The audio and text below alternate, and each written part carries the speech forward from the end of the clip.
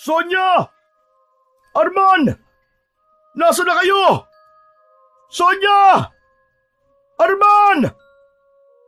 Halos mapatid na ang ugat sa liig ni Delphin sa pagsigaw at pagtawag sa pangalan ng kanyang mag-ina habang nasa gitna siya ng kagubatan ng gabing yun.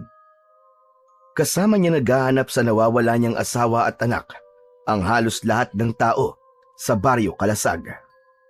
Isa sa mga kapitbahay ni Delphin ang nagsabi sa huling pagsalakay ng mga aswang ay nakita nitong tumakbo sina Sonya, bitbit ang 1 taon niyang anak na si Arman sa gubat. Ayon pa rito ay narinig nito ang malakas na sigaw ni Sonya na kagad na nawala. Ang hinala ng lahat ay inatake ng aswang ang mag-ina ni Delphin. Pero ang bagay na yon ay ayaw niyang paniwalaan at umaasa pa rin siya na buhay ang dalawa. Sonya! Arman! Nasaan na kayo? Nanginginig ang boses ni Delphin habang pilit na nilalabanan ang takot at pagkabalisa. Hanggang mula sa kanyang likuran ay lumapit na si Kapitan Rigor. Delphin, may kailangan kaming ipakita sa'yo. Ano yun? Nakita niyo na ba sina Sonya at Arman? Nasaan sila? Ikinalulungkot ko pero hindi pa namin sila nakikita. Pero may natagpo ang mga dugo ang damit ang mga kabaryo natin malapit sa ilog. Gusto kong sumama ka sa akin para ikumpirma kung sa mag-ina mo nga ang mga damit na yon. Hindi. Hindi sa kanila mga damit na yun, Kapitan. Nandito lang sila sa gubat. Nararamdaman ko. Nandito lang ang mag-ina ko. Delphin, ayusin mo ang sarili mo. Alam kong masakit at mahirap ito para sa'yo, pero kailangan namin ang kooperasyon mo. Sumama ka sa akin at tignan mo mga dugoan damit na nakita sa tabing ilog. Sandaling natahimik si Delphin. Pilit niyang kinalma ang sarili at maya-maya pa ay tumango siya. Mabigat ang mga paa na sumunod siya kay Kapitan Rigor. Walang tigil ang utak niya sa pagdarasal na sana ay hindi pagmamay-ari ni Sonya at Arman ang mga dugoang damit na tinutukoy ni Kapitan Rigor. Nang makarating sila sa tabing ilog, ay maraming tao ang naroon. Ang iba ay may dalang sulo na may apoy na nagsisilbing liwanag sa madilim na kagubatan. Patuloy na sumunod si Delphin kay Kapitan Rigor hanggang sa huminto ito sa batuhan na malapit sa mismong ilog. Sumenyas ito sa isa sa mga tanod na may dalang lampara. Inilapit ng tanod ang lampara sa tabi ng batuhan at doon ay nakita ni Delphin ang 2 piraso ng damit, isang bestida at isang t-shirt na pambata. Parehas na duguan ang mga damit na naroon. Nanlamig si Delphin. Bawat hakbang niya papalapit sa mga damit ay parang napakabigat. Nilapitan niya ang dugoang tela at nanginginig ang mga daliri nang hawakan niya ang mga yon. Kinilabutan si Delphin. Hindi siya maaaring magkamali. Sa mag-ina nga niya ang mga dugoang damit. Hindi ito maaari. Hindi patay ang mag-ina ko! Walang naglakas ng loob na magsalita. Kahit si Kapitan Rigor ay tahimik lang na nakatingin kay Delphin. Nangihinang napaluhod sa lupa si Delphin at halos mawalan ng malay sa bigat ng kanyang pakiramdam. Niyakap niya ang mga damit hanggang sa hindi na niya napigilan ang pagkawala ng mga luha niya. Pinakawalan ni Delphin ang malakas na pag-atungal. Ang dating matapang at walang kinatatakutan na si Delphin ay biglang nawala ng sandaling yon at nakita ng mga tao ang pagluluksa niya sa pagkawala ng kanyang mag-ina.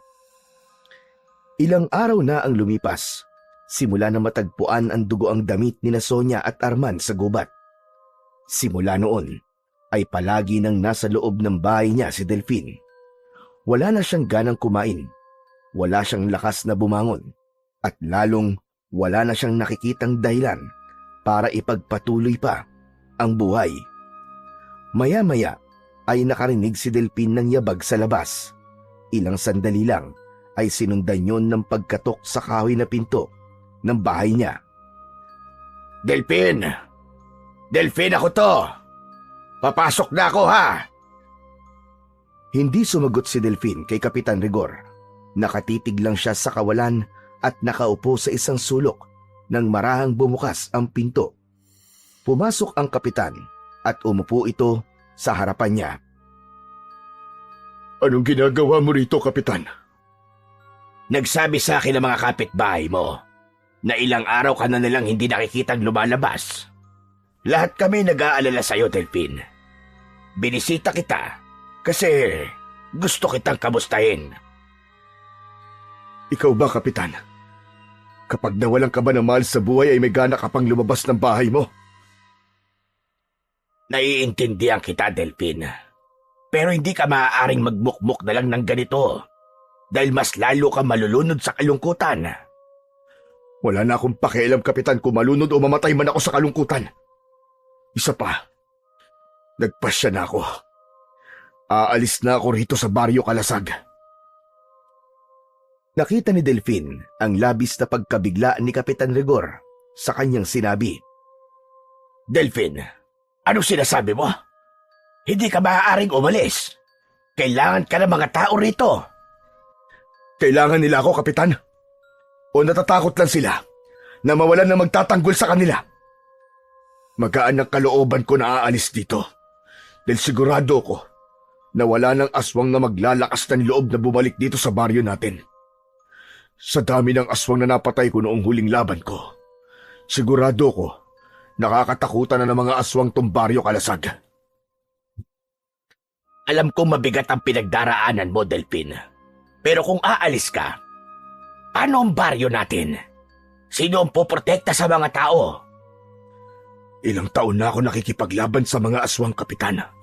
Hindi naman siguro kalabisan kung sarili ko naman ang uunahin ko. Isa pa, wala na akong dahilan para manatili rito. Kahit gusto kong ipagluksa mag-ina ko, wala naman ako mapagluluksaan. Hindi man lang natagpuan ang katawan nila. Kung mananatili ako rito, mababaliw lang ako kasi palagi ko silang maaalala. Bumigat ang katahimikan sa pagitan nila. Alam ni Kapitan Rigor na hindi nito basta mababago ang desisyon ni Delphin.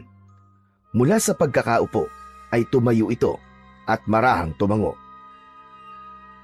Kung yan ang desisyon mo, wala na akong magagawa.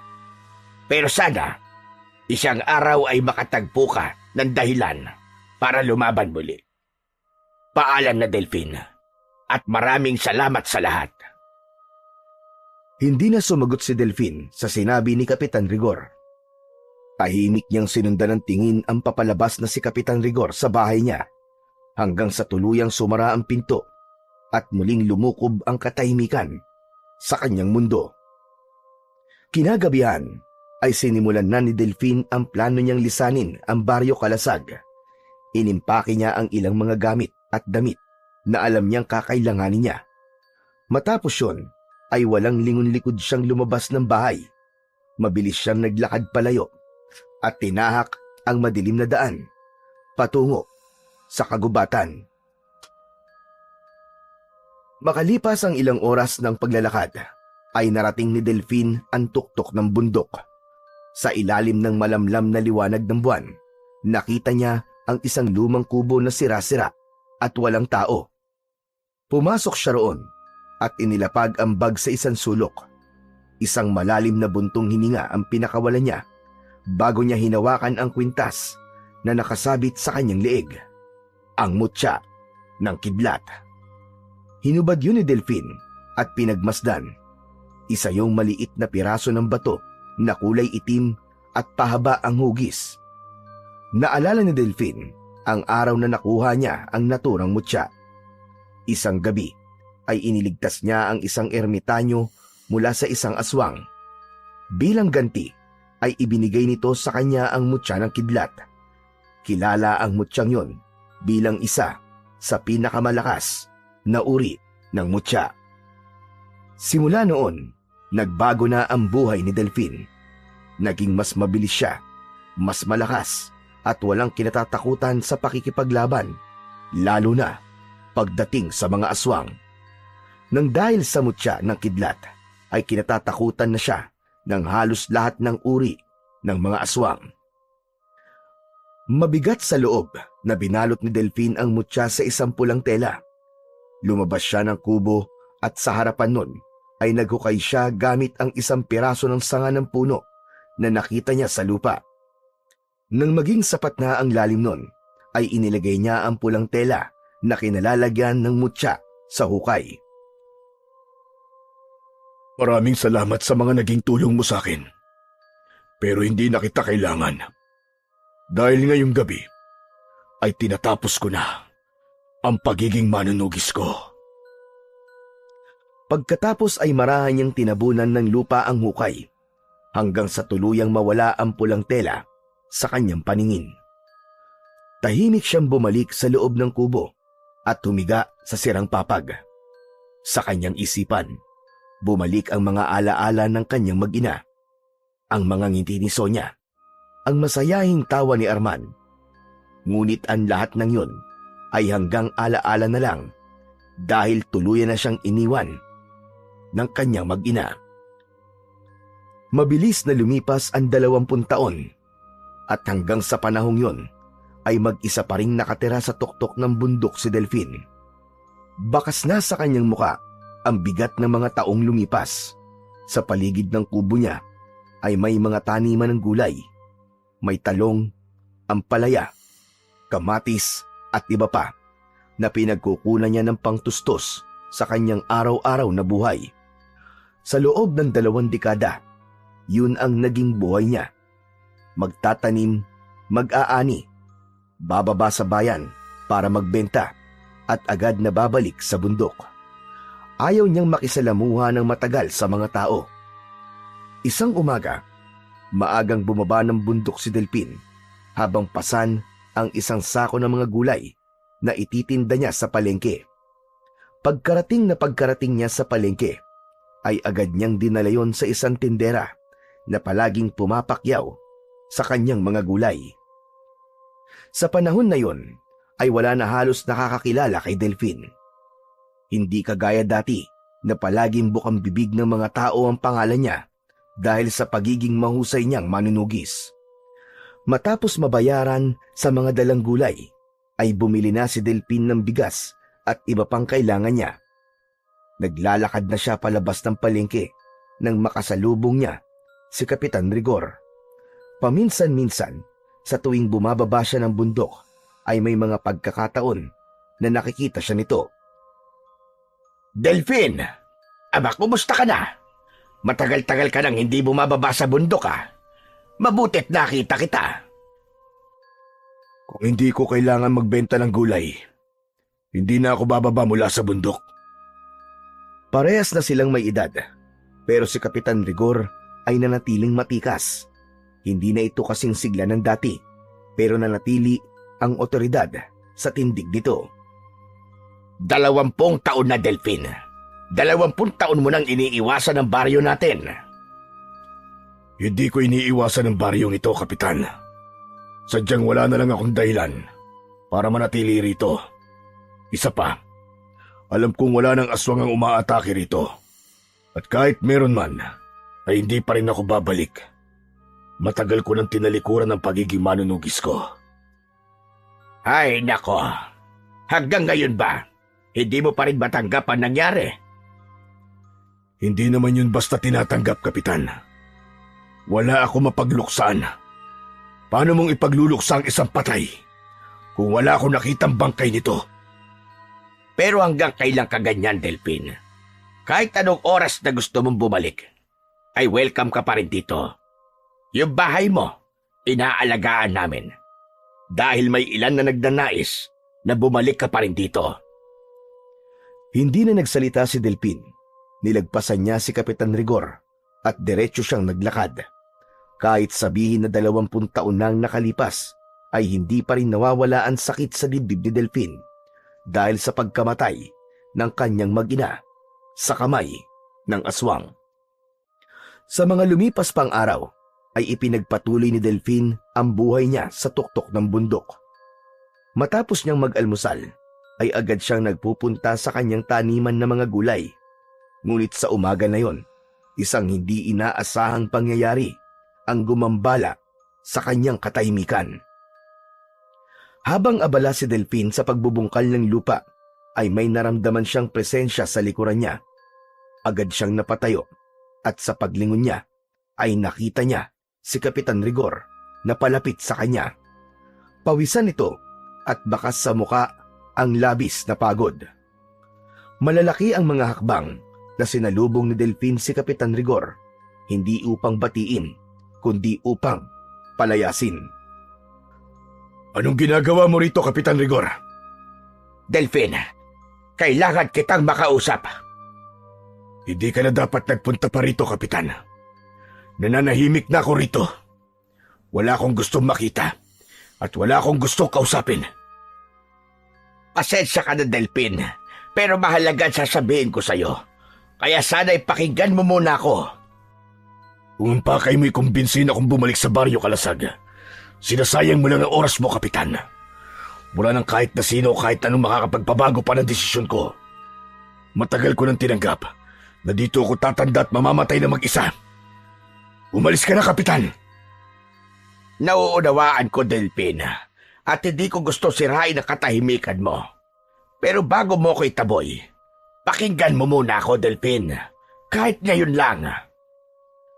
Alam ni Delphine na sa pagkakataon na yon, kung hindi niya papakinggan si Kapitan Rigor, ay hindi ito basta-basta aalis. Gusto niyang tumalikod. Gusto niyang bumalik sa kanyang gawain at magpatuloy na parang wala ito roon. Pero may kung anong pakiramdam sa loob niya na pumigil sa kanya. Sige, Kapitan Rigor. Sabihin mo na. Pero pagkatapos ito, ayoko nang makita ka rito ulit. Bilisan mo at nasasayang ang oras ko, Rigor. 2 gabi nang may sumasalakay na mga aswang sa Baryo Kalasag, Delphine. Marami na namang namamatay.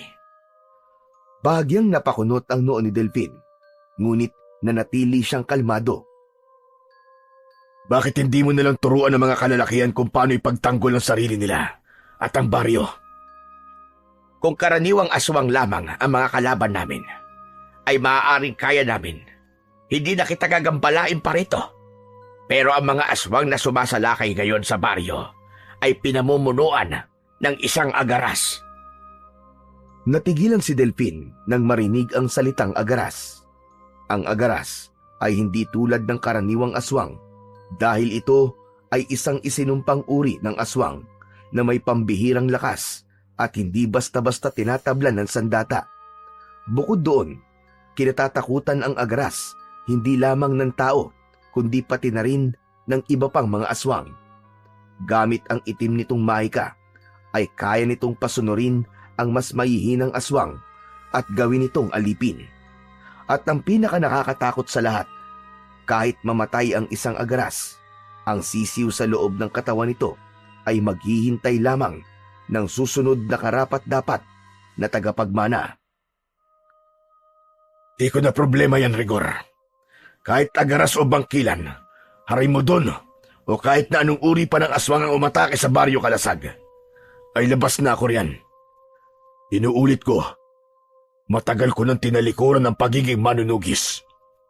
Pero Delphine, ikaw lang ang pag-asa ng baryo, lalo na't tangad mo ang mutya ng kidlat.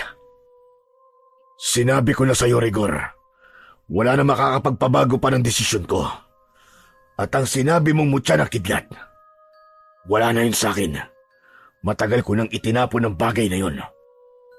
Bumaba ka na, bago ka paabutan ng dilim dito. Sa kabila ng pagtaboy ni Delphine kay Kapitan Rigor, ay nanatili pa rin ito sa kinatatayuan nito. Matiim naman itong tinitigan ni Delphine.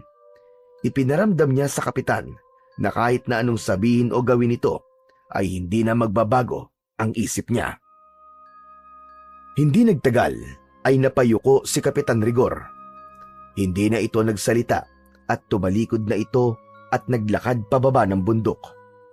Nang tuluyan na itong nawala sa paningin niya, ay bumalik na siya sa kanyang ginagawa at inabala ang sarili upang mawala sa isipan niya ang mga sinabi ni Kapitan Rigor. Kinagabihan, Habang nakahiga si Delphin sa papag, ay hindi niya magawang makatulog. Kahit na anong pilit niyang ipikit ang kanyang mga mata, hindi siya dinadalaw ng antok. Sa halip, naglalaro sa kanyang isipan ang mga sinabi ni Kapitan Rigor kanina. Muling bumalik sa kanyang alaala ang baryong minsan niyang ipinaglaban. Ilang taon rin niyang pinotektahan ang mga tao roon mula sa mga aswang. Ipinilig ni Delphin ang ulo at pilit tinatanggal sa kanyang isip ang baryo kalasag. Ngunit tila hindi kaya ng konsensya niya na alam niyang habang siya ay nakahiga roon at ligtas ay may mga taong sumisigaw, tumatakbo at namamatay dahil sa mga aswang. Napabalikwat si Delphin ng bangon. Mabilis siyang lumabas ng kubo at nagtungo siya sa lupa kung saan niya ibinaon noon ang mutya ng kidlat. Akmang huhukay na niya ang mutya gamit ang sarili niyang mga kamay nang bigla siyang natigilan hanggang sa mariin siyang umiling. Hindi ko na to kailangan gawin. Kung ano man ang nangyayari sa baryo kalasag, labas na ako ron. At gagawin ko ang lahat upang protektahan ang kapayapaang meron ako rito sa bundok. Walang lingon-likod na bumalik si Delphin sa kanyang kubo. Pagpasok niya ay muli siyang nahiga sa kanyang papag. Muli niyang ipinikit ang kanyang mga mata at pinilit ang sarili na matulog at alisin ang pag-usig ng kanyang konsensya. Maagang nagising si Delphin kinabukasan. Alam niyang labas na siya sa mga problema ng baryo kalasag, ngunit hindi niya kayang itanggi ang bigat sa kanyang dibdib. Hindi siya mapakali sa kaisipang may mga inosenteng namamatay habang nananatili siyang ligtas sa bundok at walang ginagawa. Nagsuot si Delphin ng lumang sombrero bago siya bumaba ng bundok. Gusto niyang malaman ang tunay na kalagayan ng baryo kalasag, ngunit hindi niya nais na may makakilala sa kanya o makita siya ni Kapitan Rigor. Nang makarating si Delphin sa baryo kalasag, ay napansin niyang walang halos tao sa labas kahit umaga na. Ang dating masiglang mga kalye ay tahimik at walang batang naglalaro. May mga bahay na wasak at ilang bahagi ng lupa ay may mga natuyong dugo. Nagpatuloy si Delphin sa paglalakad at nang makarating siya sa plaza ay natigilan siya. Nakahanay roon ang mga bangkay. Alam niyang biktima ang mga yon na mga aswang. Isang matinding kirot ang naramdaman niya sa kanyang dibdib. Hanggang sa makita ni Delphin si Kapitan Rigor na naglalakad papalapit sa kanya. Nagulat siya dahil sa kabila ng pagtatago niya ng muka gamit ang sombrero ay nakita pa rin siya nito. Mabilis na tumalikod si Delphin at agad na naglakad palayo. Ngunit bago pa siya makalayo, mabilis siyang hinarangan ni Kapitan Rigor. Aba ang hinala ko. May pakialam ka pa rin sa baryo kalasag, Delphin. Alam kong kaya ka na parito ay para tignan kung ano na ang nangyayari dito. Nagkakamali ka. Galing ako sa palengke, Kapitan Rigor. Nagbenta ako ng gulay. Yun lang ang dahilan kung bakit ako nandito. Ganun ba? Pero nasa na sako mo, Delphin? Hindi ba dapat kung galing ka sa palengke at nagbenta ka ng gulay, ay dapat ay may dala kang sako na wala ng laman na mga gulay? Nanatili silang magkaharap. Si Delphin ay walang imik. Si Kapitan Rigor naman ay matiim na nakatingin sa kanya. Alam ni Delphin na mahihirapan siyang takasan si Kapitan Rigor sa pagkakataon na yon. Sigurado kung nakita mo ang nangyari sa baryo kalasag. At sigurado rin akong alam mo na mas malala pa ang mangyayari sa mga susunod na araw kung walang magtatanggol sa mga tao. Kinokonsensya mo ba ako sa bagay na wala akong kinalaman at wala akong kontrol? Wala na akong pakialam sa lugar na ito. Ilang beses ko man dapat yun sabihin para maintindihan mo lang, Rigor? Kung talagang wala kang pakialam, Delphin, bakit ka bumaba ng bundok? Wala akong ibang iniisip kundi ang sarili kong kaligtasan. Doon na ako sa bundok nakatira. Wala na akong pakialam sa baryong ito. Kung hindi kita kilala, Maniniwala siguro ko sa mga sinasabi mo ngayon. Pero Delphine, kilalang kilala kita mula ulo hanggang paa. Alam kong namabagabag ka. Alam kong hindi mo kayang baliwalain ang mga nangyayari ngayon. Umangat ang isang kilay ni Delphine, ngunit hindi siya sumagot. Oras na para muling gamitin mo ang mutya ng kidlat. Ipakita mong ikaw pa rin ang pinakamalakas na manunugis sa lahat. Hindi na ako makikipag-usap sa iyo, Kapitan. Wala na akong pakialam sa kahit na ano, maliban sa sarili kong buhay. Naglakad si Delphine at nilagpasan niya si Kapitan Rigor. Dire-diretso siyang naglakad at hindi na nag-abalang lumingon pa. Ngunit bago siya tuluyang makalayo, ay narinig niya ang sigaw ni Kapitan Rigor. Sana'y hindi pa uli ang lahat kapag nagbago ang isip mo, Delphine. At ito ang tandaan mo. Walang halaga ang buhay mo kung puro sarili mo lamang ang iyong iniisip. Tumiim ang bagang ni Delphine. Hindi siya tumigil sa paglalakad, ngunit sa bawat takbang niya papalayo, ay ramdam niyang may bumibigat sa loob niya. Isang gabi, maigpit na hawak ni Delphine ang itak habang nakaupo sa harap ng maliit na apoy sa labas ng kanyang kubo. Malamig ang simoy ng hangin sa bundok, pero hindi yun sapat para pahupain ang apoy na nagliliyab sa kanyang dibdib. Mula nang bumalik siya sa baryo, ay mas lalo siyang hindi mapakali. Pilit niyang sinasabi sa kanyang sarili na wala na siyang pakialam sa pag-atake ng mga aswang na agaras doon, pero hindi naman siya matahimik.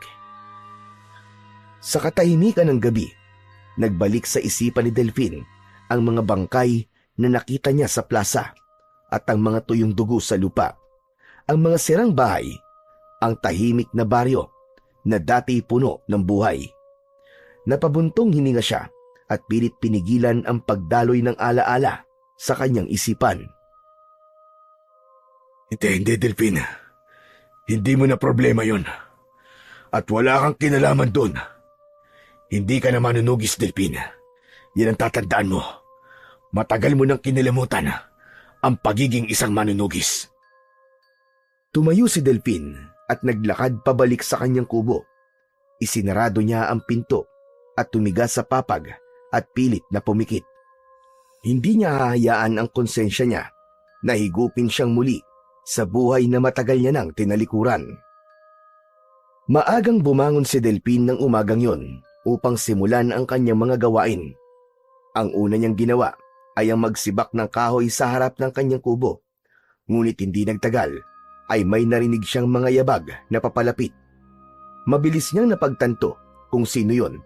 Bago pa niya ito lingunin, nakita niya si Kapitan Rigor na papalapit sa kanya at tuminto sa kanyang harapan. Alam ko kung bakit ka nandito, Kapitan. Pero sinasabi ko na sa iyo ngayon, hindi pa rin nagbabago ang isip ko at kahit kailan, hindi na magbabago. Tumigil ka na sa ilusyon mo na mapipilit mo kung bumalik sa pakikipaglaban ko sa mga aswang. Makinig ka muna sa akin, Delphine. Ikaw ang makinig sa akin, Kapitan. Kung gusto mo matalo ang mga aswang, pangunahan mong paglaban sa kanila. O kaya, maghanap ka ng ibang manunugis sa tutulong sa iyo at hindi yung ako ang inaabala mo. Sandali lang, Delphine.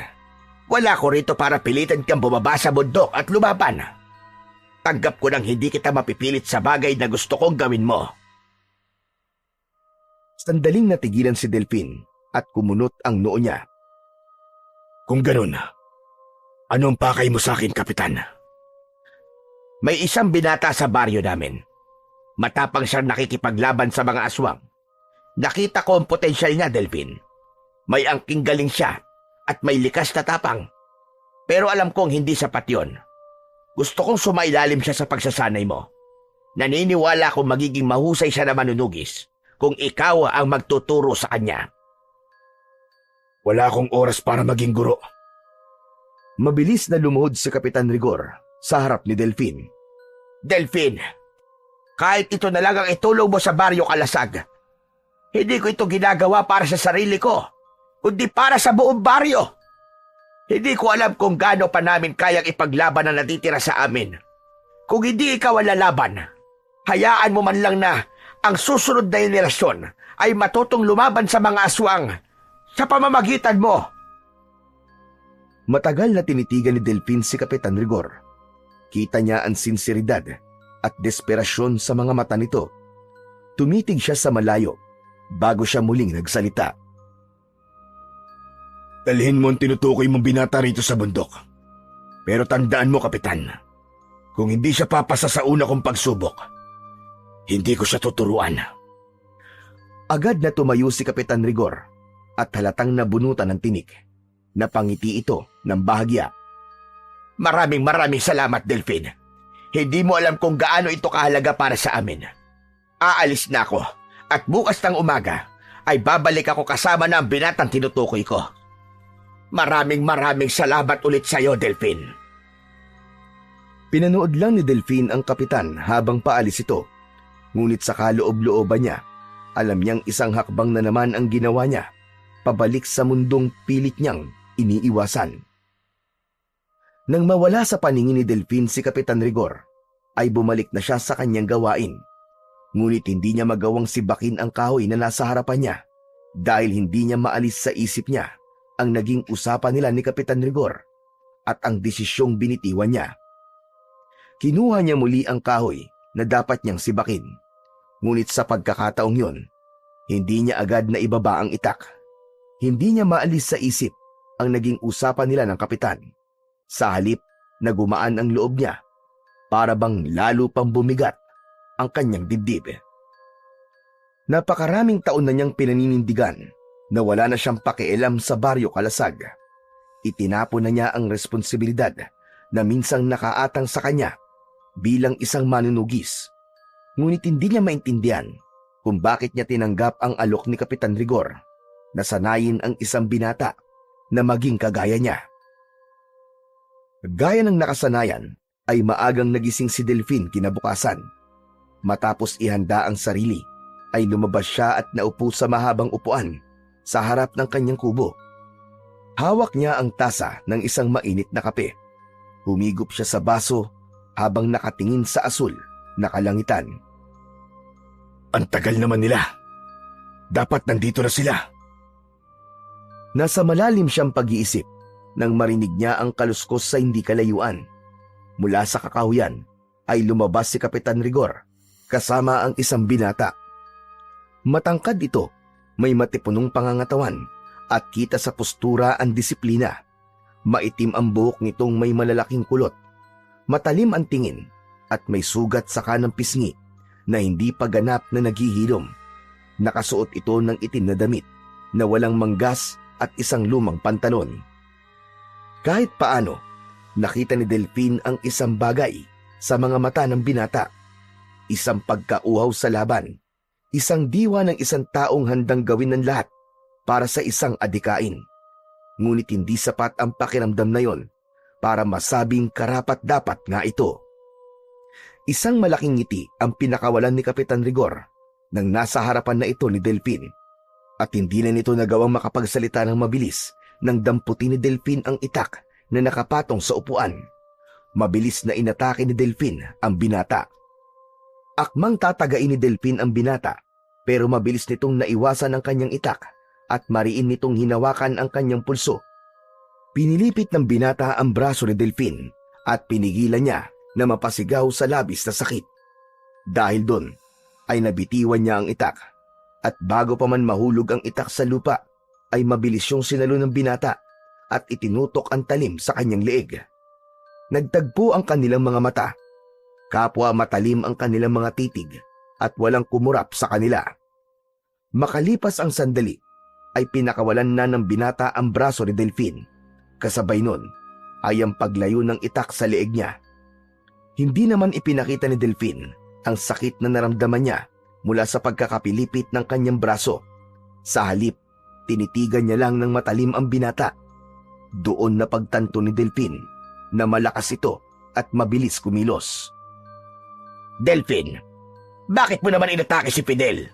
Siya ang binatang sinasabi kong dapat mo sanayin. Yung sinasabi kong pagsubok, ay nagawa niyang malampasan. Gusto niyo ba ng kape, Kapitan? Abay sige, tamang-tama. Dahil hindi pa kami nag-aalmusal. Tumalikod si Delfin at pumasok sa loob ng kanyang kubo upang ipagtimpla ng kape ang dalawa. Pagkasara ng pinto, sa kanya lang hinilot ang kanyang braso at napangiwi ng bahagya. Hindi niya inasahan na ganun kalakas ang binatang kasama ni Kapitan Rigor. Sa kabila ng sakit na dulot ng engkwentro nila kanina, may kakaibang sigla siyang naramdaman. Isang bagay na matagal niya nang hindi naramdaman mula nung iniwan niya ang pagiging isang manunugis. Matapos magtimpla ng kape, ay lumabas si Delfin ng kubo. Inabot niya sa dalawa ang kape na dala niya at muli siyang umupo sa mahabang upuan. Maraming salamat po. Ako po pala si Fidel.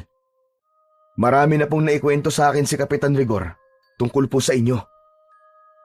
Kung ganon, hindi ko na kailangan magpakilala sa'yo. Si Fidel ay ipinaampon sa akin ng isang matandang babae nung 18 taong gulang pa lang siya. Simula noon, Delfin, siya na ang naging kasambahay namin. Pero nung nagsimula ang pag-atake ng mga aswang sa baryo, ay isa siya sa mga nakipaglaban at may napansin ako sa kanya. Kakaiba ang paraan niya ng pakikipaglaban sa mga aswang. Walang takot, mabilis, at alam niya kung anong dapat niyang gawin.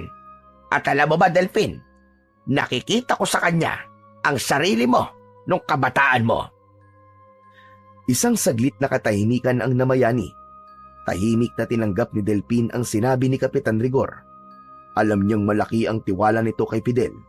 Inilapag niya ang tasa ng kape sa kanyang tabi at tinitigan si Fidel ng diretso sa mata. Kung ganon, handa ka na ba talaga sumailalim sa pagsasanay ko, Fidel? Ipapaalala ko sa'yo na hindi biro ang gagawin natin pagsasanay. Mahirap. Nakakapagod. Handa po ko, Mang Delfin. Sa loob ng 1 linggo, sasailalim ka sa masinsinang pagsasanay.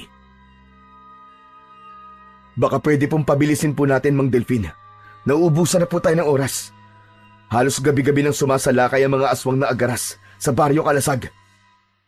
Titignan ko. Pero ito tandaan mo, hindi kita hayaang lumaban ng hindi ka paganap na handa. Mas mahirap kung mamadaliin natin at baka mapahamak ka lang sa bandang huli. Tumango si Fidel. Kahit talata sa mukha nito ang pag-aalalang baka tuluyang lamunin ng dilim ang Baryo Kalasag. Para mas madali para sa atin dalawa, dito ka natitira sa kubo ko habang nagsasanay ka. Naiintindihan ko po, Mang Delfin. Wala pong problema yun sa akin. Ako na ang bahalang magdala ng ilan sa mga gamit at damit ni Fidel. Kailangan niya maging komportable kahit papano. Tumayo si Kapitan Rigor at iniunat ang likod. Nilagok nito ang natitirang kape bago tumingin kay Delfin. Salamat, Delfin. Malaking bagay ang pagpayag mong sanayin si Fidel. Alam kong hindi man na gustong masangkot sa gulo ng Baryo Kalasag. Pero para sa Baryo Kalasag, napakahalaga ng ginagawa mo. Ginawa ko lang ito, Kapitan, para tigilan mo na ako sa kakapilit mo sa akin na bumalik sa pakikipaglaban ko sa mga aswang. At sana, kung sakaling maging mahusay na manunugi si Fidel, ay hayaan niyo na ako manahimik dito sa bundok. Patamang tumango si Kapitan Rigor bilang tugon. Inubos na ni Delfin ang kanyang kape na malamig na at alam niya na hindi na magiging gaya ng dati ang mga susunod na araw niya sa bundok.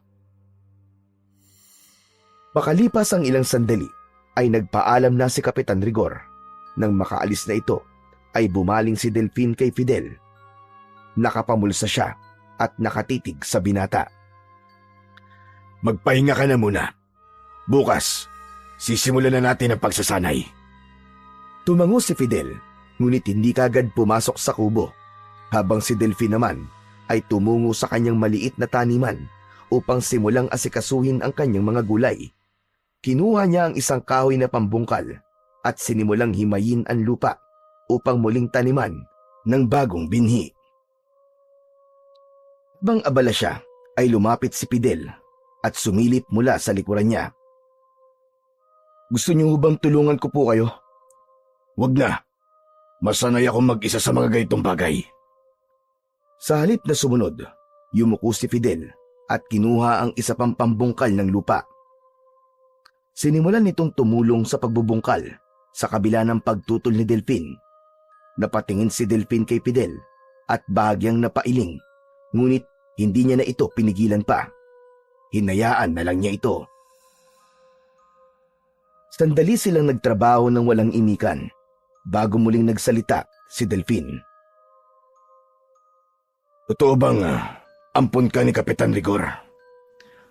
Parang gano'n na nga po, Mang Delfin. Pero hindi po ako basta inampon.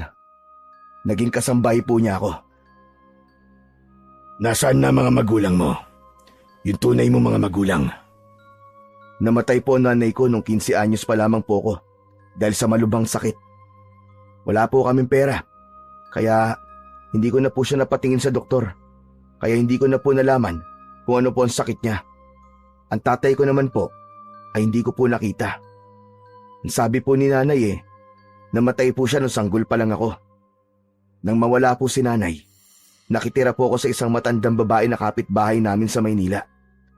Pero nung hindi na po niya ako kayang buhayin, dinala po niya ako sa Baryo Kalasag.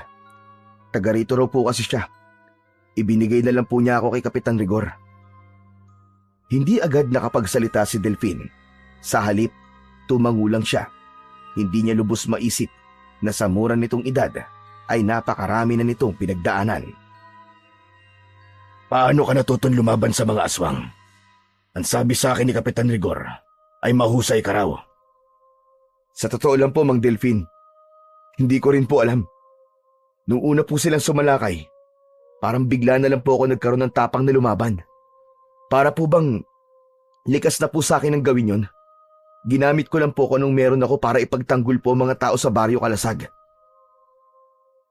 Natahimik si Delfin at tinitigan lang si Fidel. Sa hindi niya maipaliwanag na dahilan, may kung anong pakiramdam na bumalot sa kanya. Parang may kung anong koneksyon siya sa binatang ito na para bang matagal na silang magkakilala. Kahit ngayon lang sila nagkasama. Nang sumunod na araw, madaling araw pa lamang ay nagising na si Delfin. Lumabas siya ng kubo at agad niyang napansin si Fidel na nakaupo sa isang lumang bangko sa labas. Malayo ang tingin nito at parang malalim ang iniisip. Lumapit siya rito at tumayo sa tabi nito. Ang aga mo namang nagising. Kumusta ang tulog mo? Ang totoo po niyan, Mang Delfin, hindi po ako nakatulog. Dapat natulog ka. Maghapon tayo magsasanay ngayon. Baka hindi mo kayanin kapag wala kang tulog. Sinubukan ko naman po matulog Pero hindi po talaga ako dalawin ng antok. Namamahay pa po siguro ako. Saka nag-aalala pa rin po ako sa Baryo Kalasag. Baka umatake na naman po doon ng mga aswang. Bakit ba ganyan na lang ang pag-aalala mo sa Baryo Kalasag? Bago ka lang doon, hindi ba? Hindi ko rin po alam, Mang Delfin. Pero pakiramdam ko po, matagal na po ako nakatira sa lugar na yun. Parang doon talaga ako dapat. At gusto ko manatili roon. Doon ko gustong manirahan habang buhay. Kaya gagawin ko po ang lahat para bumalik ang kapayapaan sa lugar na yun. Hindi agad sumagot si Delfin. Tinitigan lang niya si Fidel at sinubukan niyang basahin kung saan nanggagaling ang damdaming yun ni Fidel. Ilang saglit ang lumipas bago siya muling nagsalita. Halika na, mag-almusal na tayo. Pagkatapos natin kumain, magpapahinga lang tayo ng konti. Pagkatapos ay sisimulan na natin ang pagsasanay mo. Nauna nang pumasok si Delfin sa kubo. Hindi niya maitatanggi na maganda ang hangarin ni Fidel.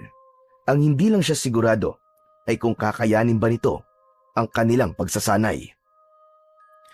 Pagkatapos nilang mag-almusal ay tumayo si Delfin at nagtungo sa isang sulok ng kanyang kubo. Mula roon ay hinila niya ang isang mahabang kahon na gawa sa matibay na kahoy. Kulapol na yon ng matagal na alikabok. Pinagpag niya yon gamit ang kamay. Saka huminga ng malalim bago tinawag si Fidel. Agad namang lumapit si Fidel at napatitig sa kahon Halata ang pagtataka sa mukha ng binata. Ano po yan, Mang Delfin? 20 taon na nakalilipas. Simula nang itabi ko ito. Ilang beses ko nang sinubukang itapon ang kahon na to. Pero ewan ko ba at hindi ko magawa. Ngayon alam ko na kung bakit. Magkakakilala pala tayo, Fidel. At pakiramdam ko, ikaw na ang dapat gumamit ng mga laman nito. Dahan-dahang binuksan ni Delfin ang kahon at sa loob ay naroon ang iba't ibang sandata laban sa mga aswang. Mga patalim, balaraw, itak at isang buntot ng pagi. Napanganga si Fidel sa pagkamangha. Ang dami naman po niyan, Mang Delfin. Kung gusto mong lumaban sa mga aswang, dapat matutunan mong gamitin ang isa o dalawa sa mga ito. Kaya hayaan kitang pumili ng kahit isa o dalawa sa mga sandata na narito. Pakiramdaman mo sila at alamin mo kung alin sa mga ito ang meron kang koneksyon. Tumingin si Fidel sa mga sandata na para bang pinag-aaralan nito ang bawat isa. Sa huli, dinampot nito ang isang balaraw na may ukit ng sinaunang baybayin sa hawakan nito. Kasunod nun ay kinuha nito ang buntot ng pagi na kilalang epektibong panlaban sa mga halimaw. Ang dalawa pong ito ang pinipili ko, Mang Delfin. Napangiti si Mang Delfin, saka tumango. Marunong kang pumili, Fidel. Nung manunugis pa ako at nakikipaglaban sa mga aswang, ang dalawang yan ang madalas kong gamitin. Napatingin si Fidel kay Delfin at nakita niya ang determinasyon sa mga mata nito. Masaya siya na ang balaraw at buntot ng pagi ang pinili nito dahil ibig sabihin ay mas magiging madali para sa kanya na turuan itong gamitin yon. Muling isinara ni Delfin ang kahon. Sa pagkakataon na yon ay naging malakas ang pakiramdam niya na magiging mahusay na manunugis si Fidel. Basta magabayan niya lang ito ng mabuti. Matapos yun ay lumabas na si Delfin at Fidel mula sa kubo. Bitbit ni Fidel ang balaraw at buntot ng pagi. Tumungo sila sa likod ng kubo kung saan mas patag at malawak ang lupa. Tahimik na pinagmasdan ni Delfin ang paligid bago humarap kay Fidel. Ang balaraw na hawak mo ay hindi isang ordinaryong patalim. Matagal na itong ipinapasa mula sa henerasyon ng mga manunugis. May mga ukit itong mga lumang dasal na sinasabing nagbibigay lakas sa may hawak nito. Lalo na kung gagamitin mo ito sa pakikipaglaban sa mga aswang. Pinagmasdan ni Fidel ang balaraw at hinaplos ang mga sinaunang ukit sa hawakan nito. Ang buntot ng pagi naman ay isa sa pinaka-epektibong panlaban sa mga aswang. Ang sugat na magagawa nito sa aswang ay hindi nila kayang pagalingin ng basta-basta. Pero ang agaras, Mang Delfin, ano po ba ang kahinaan nito? Hindi ko alam kung anong kahinaan ng aswang na agaras. Iba ang uri nito. Mas mapanganib at mas malakas ito kumpara sa ibang aswang. Dahil pinaniniwalaan na ang agaras ay mga sinaunang aswang. Kaya kailangan mong gawin ang lahat para masugatan ito ng gusto. Sa huli, tanging tibay ng loob at tapang mo ang makakapagpatumba sa kanya.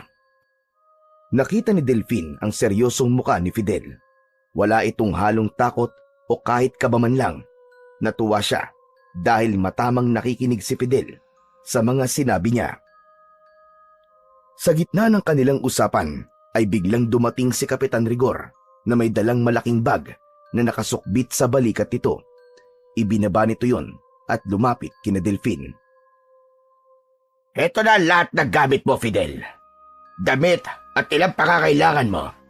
Kompleto na yan.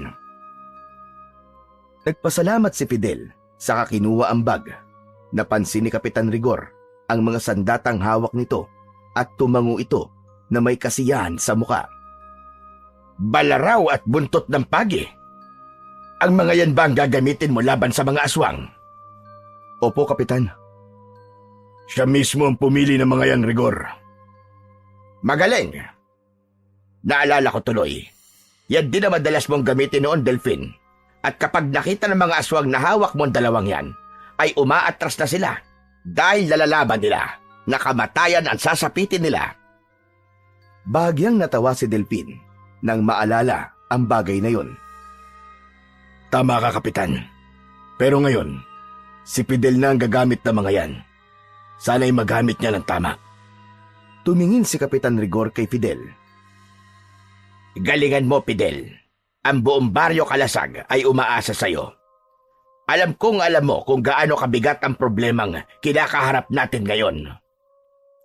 Huwag po kayong mag-alala. Gagawin ko po ang lahat para hindi tayo mapahiya kay Mang Delfin, Kapitan. Ngayon pa lang ay nagpapasalamat na ako sa'yo, Fidel. At sa'yo rin, Delfin. Tatanawin kong napakalaking utang na loob ito sa'yo. Pero kailangan ko nang umalis. Kailangan din namin maganda habang nagsasanay kayo rito.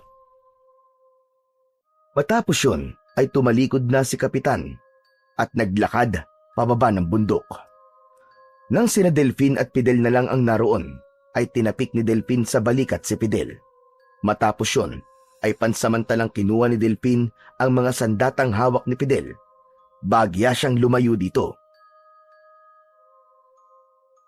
Balaraw at buntot ng pagi ay mas magiging epektibo laban sa aswang kung gagamitin ang sabay. Ang balaraw para sa malapitang pag-atake, habang ang buntot ng pagi ay para sa malayuan. Panoorin mo muna ako kung paano ko to gamitin, Fidel. Agad na ipinakita ni Delfin kay Fidel ang tamang paggamit ng balaraw at buntot ng pagi. Naramdaman niya na bahagyang bumagal ang pagkilos niya at alam niya na dahil yon sa nagkakaedad na siya. Isa pang dahilan ay hindi niya suot ang mutya ng kidlat.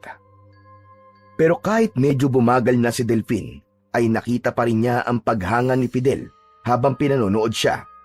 Makalipas ang ilang sandali, ay huminto na si Delfin. Inabot niya kay Fidel ang balaraw at buntot ng pagi. O sige, ikaw naman, Fidel. Subukan mo. Napalunok si Fidel, pero hindi ito umatras. Huminga ito ng malalim. Hinawakan ng sandata at ginaya ang mga galaw na ipinakita kanina ni Mang Delfin. Isang mabilis na saksak gamit ang balaraw, kasunod ng isang paglatigo ng buntot ng pagi sa ere, ang unang ginawa ni Fidel. Muli nito yung inulit, pero sa pagkakataong yun, ay dinagdagan ng sarili nitong diskarte at paraan ng pag-atake. Nakita ni Delfin ang puwersa at gigil sa bawat galaw ni Fidel.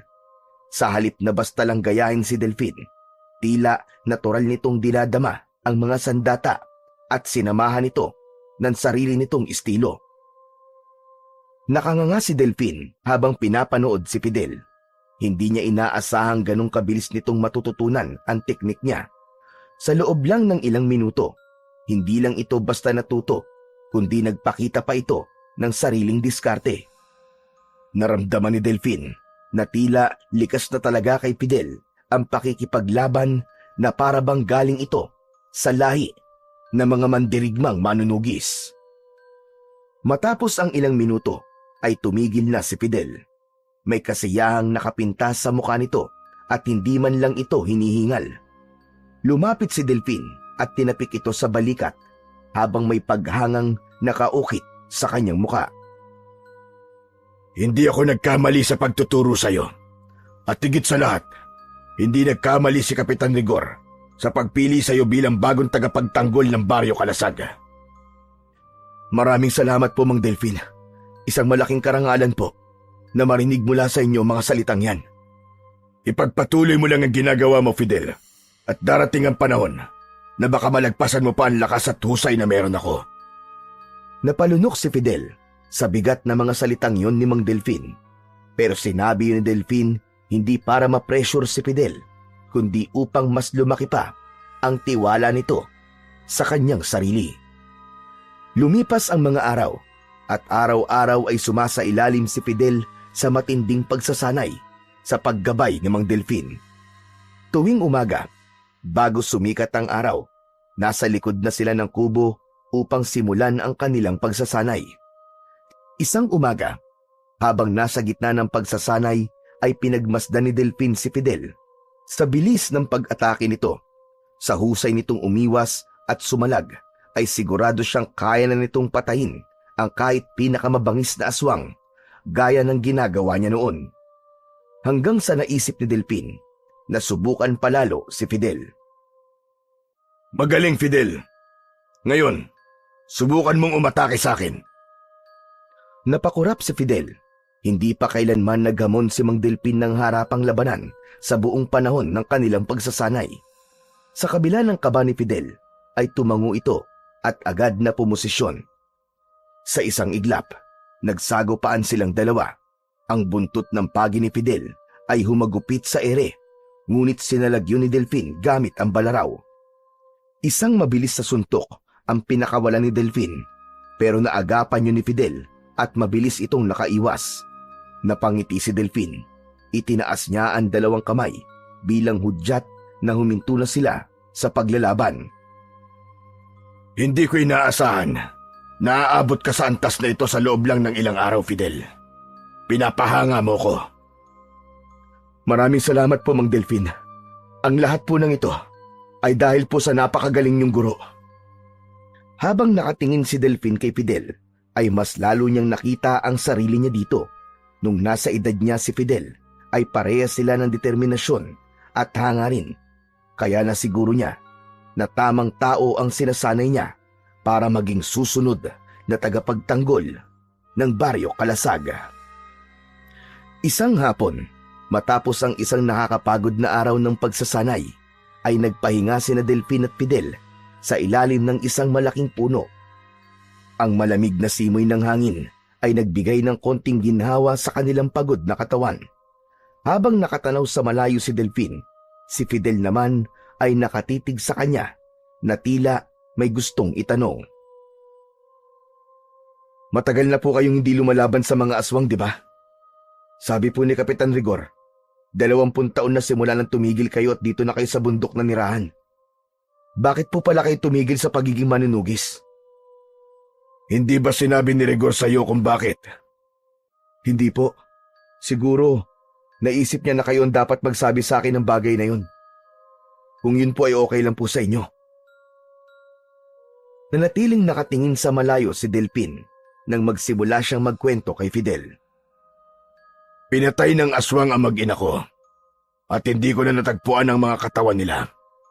Simula noon, nawala na ang gana kong lumaban.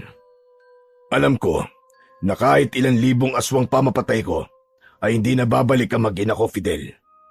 Kaya lumayo ako at iniwan ko ang Baryo Kalasag dahil naniniwala ako noon na kapag ginawa ko yun, ay mawawala ang sakit ng pagkawala nila. Pero nagkamali ako. Hindi pala sagot ang paglayo para mawala ang sakit. Kahit ilang taon na ako mag-isa dito sa bundok, hindi pa rin nawala ang sakit na nararamdaman ko. Kaya Fidel, gawin mo ang lahat para protektahan ang mga mahal mo sa buhay. Para hindi mo maranasan ang naranasan ko. Pangako po, Mang Delfin. Gagawin ko po ang lahat para maging kagaya niyo. Para maprotektahan ko ang mga taong mahalaga sa akin. Huwag mong naising maging kagaya ko, Fidel. Dahil meron kang sariling kapalaran at narito lang ako para gabayan ka. Alam mo, Fidel, habang pinanonood kita sa pagsasanay natin, ay nakikita ko na sa mabuting kamay ang Baryo Kalasag. Hindi ko inakala na isang dayo pa sa lugar na yon ang susunod na magiging tagapagtanggol ng Baryo Kalasag. Natawa si Fidel ng mahina, saka umiling. Kahit naman din po ako, Mang Delfin. Hindi ko rin po yun inakala. Pero, simula po na salakayin ng mga aswang ang Baryo Kalasag, ay nagkaroon na po ako ng kagustuhan na protektahan ito. Kaya malaking tulong po sa akin ang pagsasanay na ginagawa natin. Mas lalo akong lumalakas at mas lalo akong nauunawaan kung paano lalabanan ng mga aswang. Napatingin si Delfin at tumango. May paghanga sa kanyang mga mata habang nakatingin kay Fidel. Sa tingin ko, ay oras na para malaman mo ang bagay na ito, Fidel. Hindi ko alam kung nasabi na ito sa iyo ni Rigor. Pero ang lakas na meron ako noon ay hindi lang nagmula sa sarili kong kakayahan. Nung araw, ay meron akong isang bagay na nagbibigay sa akin ng mas matinding lakas. Kaya ako kinatatakutan noon ng mga aswang. Hindi pa po nabanggit sa akin yan ni Kapitan Rigor. Ano po ang bagay na yun? Ang mutya na kidlat. Isang ermitanyo nagbigay sa akin ng mutyang yon. Nasa na po ang mutyang yun? Parang hindi ko po nakikita na dala o suot-suot nyo. Nang magdesisyon akong huminto sa pagiging manunugis, ay tinago ko yon. At sinabi ko sa sarili ko na hindi ko na yun gagamitin kahit kailan. Pero ngayon nakikita ko ang determinasyon mo at ang potensyal mo, ay napagdesisyonan ko na kapag dumating ang araw na makita kong handa ka na, ay pagkakaloob ko sa'yo ang mutya ng kidlat. Natigilan si Fidel. Nanlaki ang mga mata niya sa sinabi ni Mang Delfin. Halos hindi ito makapagsalita at hindi makapaniwala na pagkakatiwalaan nito ni Mang Delfin sa ganoong kalaking bagay. Salamat po. Maraming salamat po talaga, Mang Delfin. Sa labis na kasiyahan, hindi napigilan ni Fidel ang sarili at niyakap nito si Mang Delfin. Nagulat si Delfin sa ginawa ni Fidel, pero nang maramdaman niya ang yakap nito, ay isang kakaibang pakiramdam ang bumalot sa kanya. Para bang tumalon ang kanyang puso at tila may pamilyar sa yakap na yon. Napalunok si Delfin at dahan-dahang pumikit. May isang alaala na pilit na sumisiksik sa kanyang isipan. Isang yakap na matagal niya nang hindi nararamdaman.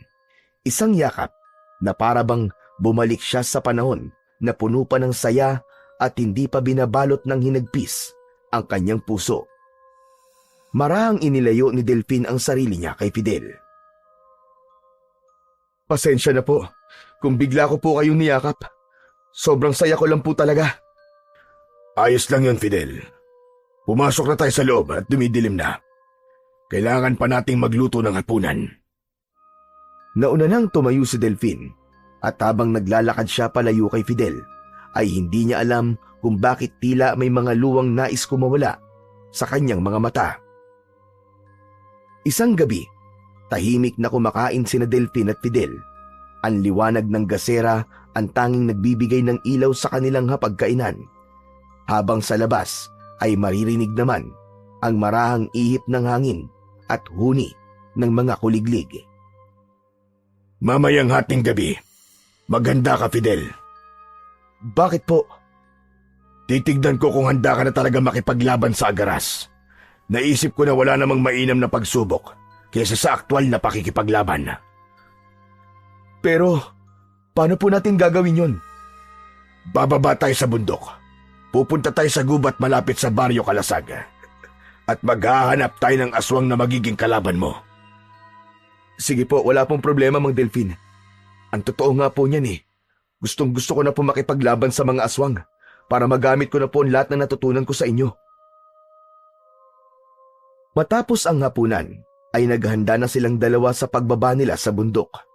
Pagsapit ng hating gabi, lumabas sina Delfin at Fidel ng kubo para bumaba sa bundok. Dala ni Fidel ang kanyang balaraw at buntot ng pagi, habang itak naman ang dala ni Mang Delfin. Tandaan mo ito, Fidel. Ikaw lang ang makikipaglaban. Kung may makita tayong aswang, titignan ko kung handa ka na ba talaga. Tumango si Fidel at hindi na nagtanong pa. Matapos yun, ay sinimulan na nila ang pagbaba sa bundok. Nang marating nila ang paanan ng bundok, nagpatuloy sila sa pagtungo sa kagubatan na nasa dulo ng Baryo Kalasag. Sinimulan na nila ang paghahanap ng aswang. Ilang sandali pa ay may narinig sila na mahina ngunit nakakakilabot na tunog ng ninunguyang laman. Hanggang sa natanaw nila ang isang aswang na nilalapa ang isang patay na baboy ramo. Nagkatinginan sila at nang tumango si Delfin ay alam na ni Fidel ang ibig niyang sabihin. Marahang lumapit si Fidel sa aswang habang si Delfin naman ay nasa likod lang ng isang malaking puno. Agad namang naramdaman ng aswang ang presensya ni Fidel sa paligid at mabilis itong lumingon. Namumula ang mga mata nito na puno ng dugo ang bibig at mga kamay. Walang pag-aalinlangan na sumugod si Fidel. Hinataw nito sa balikat ang aswang gamit ang buntot ng pagi. Napaatras ang aswang at sinamantala yon ni Fidel. Mabilis itong lumapit sa aswang at sinaksak nito sa tagiliran ng aswang gamit naman ang balaraw. Sa kanyang pinagtataguan, lihim na humanga si Delfin sa husay ng binata. Alam niya na kapag ipinasa niya rito ang mutya ng kidlat, ay lalo pa itong lalakas. Ngunit sa isang iglap, nagawa ng aswang na makalmot sa kaliwang hita si Fidel. Napasigaw si Fidel sa sakit at bumagsak ito sa lupa. Mabilis na sumugod ang aswang at nakita ni Delfin sa mga mata ng halimaw na handa na nitong tapusin si Fidel. Hindi nagdalawang isip si Delfin na lumabas sa kanyang pinagtataguan. Mabilis siyang tumakbo at iniharang ang kanyang sarili sa aswang. Nagulat ang aswang sa biglaang pagsulpot ni Delfin, kaya hindi na ito nakaiwas nang itarak niya ang itak sa dibdib nito na agad nitong ikinasawi. Nagmamadaling lumapit si Delfin kay Fidel. Kaya mo bang tumayo? Kaya ko po, Mang Delfin. Sinubukan ni Fidel na tumayo, ngunit sa unang hakbang pa lang ay bumagsak itong muli. Hindi mo na kayang umakyat sa bundok sa ganitong kalagayan. Mas mabuting magtungo tayo sa bahay ni Kapitan Rigor. Doon na muna natin gagamutin ang sugat mo. Walang nagawa si Fidel kundi tanggapin ang mungkahi ni Delfin. Inalalayan ito ni Delfin sa pagtayo hanggang sa paglalakad. Labis ang pag-aalala na nararamdaman ni Delfin ng sandaling yun para kay Fidel. Nang marating ni na Delfin ang bahay ni Kapitan Rigor, ay malakas niyang kinatok ang pinto roon. Narinig nila ang yabag ng paa mula sa loob at hindi nagtagal ay bumukas ang pinto at agad na bumakas ang gulat sa mukha nito nang makita sina Delfin at Fidel. Aba! Delfin! Fidel! Ano nangyari? Pinalaban ko si Fidel sa isang aswang sa gubat bilang bahagi ng kanyang pagsasanay. Nasugatan siya ng aswang sa hita at sa tingin ko ay malalim. Hindi na namin kayang umakyat sa bundok, kaya dito ko na siya dinala para magamot. Hindi na nagtanong pa si Kapitan Rigor at mabilis silang pinapasok nito sa loob ng bahay. Inihiga ni Delfin si Fidel sa isang kahoy na bangko, habang si Kapitan Rigor naman ay nagmamadaling kumuha ng palangganang may tubig at gamot na ugat. Lumuhod si Delfin sa tabi ni Fidel at tinignan ang sugat ni Fidel sa hita. Labis siya nag-alala dahil bumubulwak ang dugo roon. Kailangan kong wasakin ang pantalon mo para makita natin na maayos ang sugat. Sige po, kayo na pong bahala, Mang Delfin. Kinuha ni Delfin ang balaraw at mabilis, ngunit maingat na hiniwa ang tela ng pantalon ni Fidel at doon niya nakita na malalim talaga ang sugat nito. Ngunit sandali lang na tumuon ang pansin ni Delfin sa sugat ni Fidel. Ngunit nalipat ang atensyon niya sa malaking balat o birthmark sa hita ni Fidel sa ibabaw ng sugat at may dalawang nunal. Nanlalamig na napatingin si Delfin kay Fidel. Nasa ganun silang tagpo nang bumalik si Kapitan Rigor. May dalang maliit na palanggana at telang panlinis ng sugat. Lumingon si Delfin kay Kapitan Rigor.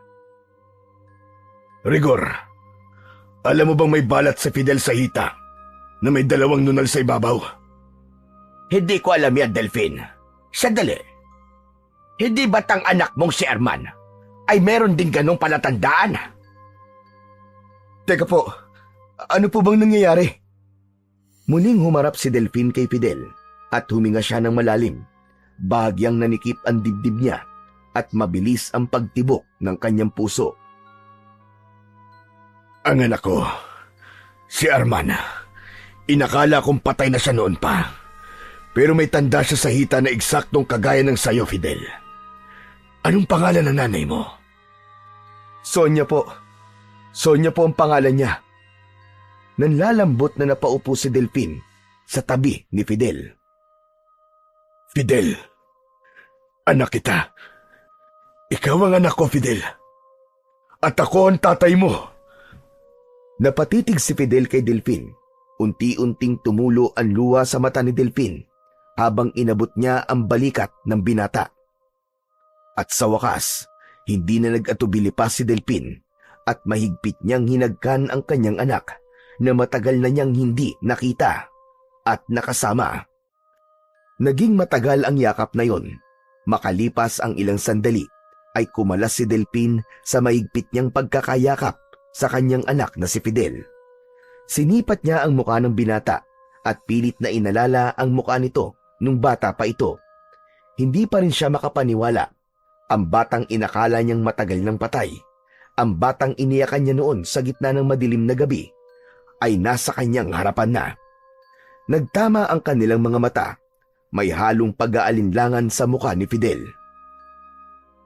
"Kayo po ba talaga ang tatay ko?" "Oo, Fidel. Sigurado ako na ikaw ang anak kong si Arman. Hindi ako maaaring magkamali. Kaya pala ibang pakiramdam ko sa'yo nang una kitang makita. Nung una, akala ko dahil lang sa galing mo at sa tapang mo. Pero iba, Fidel. Iba talaga ang pakiramdam ko." Saglit na namayani ang katahimikan sa pagitan nilang tatlo. Maging si Kapitan Rigor ay tahimik na nakamasid na parang hindi rin alam kung paano sasalubungin ang natuklasang katotohanan. "Ano ka na buhay? Alam ko, namatay ka. Pati ang nanay mo sa kamay ng aswang." Nung bata pa po ko, bago namatay si nanay, ay may iniabot po siya sa akin isang sulat. Sabi niya, kung sakaling dumating ang araw na makita ko ang tatay ko, ibigay ko raw sa kanya. Baka po nandun ang kasagutan sa lahat ng tanong natin. "Ulat? Hindi ko pa po binubuksan ang sulat na yun gaya ng bili ni nanay. Nasaan ang sulat na sinasabi mo?" Nasa gamit ko po dun sa bundok." Agad na nagpalitan ng tingin sina Delphin at Kapitan Rigor. Alam nilang hindi sila maaaring mag-aksaya ng oras. "Kailangan bumalik tayo ngayon sa bundok." Pero sandali lang, Delphin. Hindi pa magaling ang sugat ni Fidel. "Kaya ko na po maglakad. Huwag niyo po akong alalahanin." Tinignan ni Delphin ang nakangawing si Fidel. Namumutla ito sa sakit ng sugat nito sa hita, pero kita rin sa mga mata nito ang matibay na determinasyon. Napabuntong hininga si Delphin. "Hindi tayo aalis nang hindi mo na ginagamot ang sugat mo. Kapag napabayaan yan, ay baka kung ano pang mangyari sa'yo." Mabilis na kumilos si Kapitan Rigor at binasa ang isang piraso ng malinis na tela at pinigayon bago idiin sa sugat ni Fidel. Napapikit si Fidel at napakapit sa gilid ng bangko. Matapos linisin ang sugat, kumuha si Delphin ng antiseptic at nilagyan ang sugat ni Fidel para makaiwas sa impeksyon bago niya yun lagyan ng benda. "Kaya mo ba talaga maglakad, anak?" "Kaya ko po." "Aalalayan ka na lang namin ni Rigor. Tara na." Maingat na inalalayan ni na Delphin at Kapitan Rigor si Fidel. Lumabas silang tatlo sa bahay na yon at nagsimulang maglakad pabalik sa kubo ni Mang Delphin upang tignan ang sulat na iniwan ng asawa ni Delphin. Madilim pa rin nang marating nila Delphin, Fidel at Kapitan Rigor ang kubo sa tuktok ng bundok.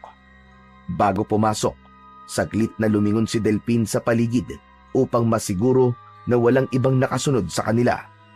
Matapos yon, ay inalalayan niya si Fidel na makapasok habang nakasunod sa kanila si Kapitan Rigor.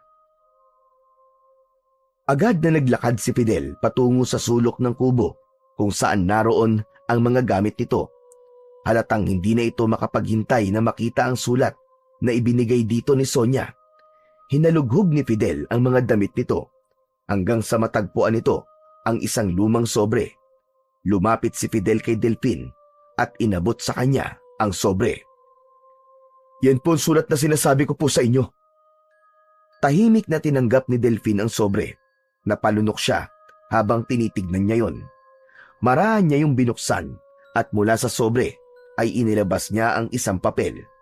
Inalis niya sa pagkakatiklop ang papel at nang makita niya ang sulat ay nakumpirma niyang sulat ngayon ng kanyang namayapang asawa. Huminga muna ng malalim si Delphin bago sinimulang basahin ang sulat.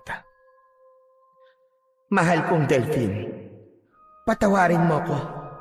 Alam kong gumuho ang mundo mo nang mawala kami ni Arman.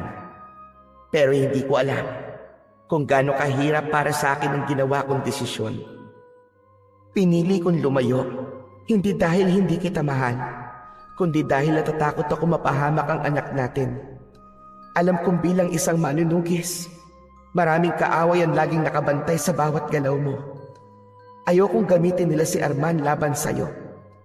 Alam kong mahirap paniwalaan, pero sinadya kong mag-iwan ng dugo ang damit sa gubat upang isipin mong patay na kami. Ginawa ko yun upang tuluyan mo kaming makalimutan. Nagdesisyon din akong palitan ng pangalan ni Arman at tinawag ko siyang Fidel. Hindi ko gustong burahin ang nakaraan natin, pero gusto kong bigyan siya ng bagong simula. Pero kahit na anong gawin ko, alam kong darating at darating ang araw na magkikita kayo.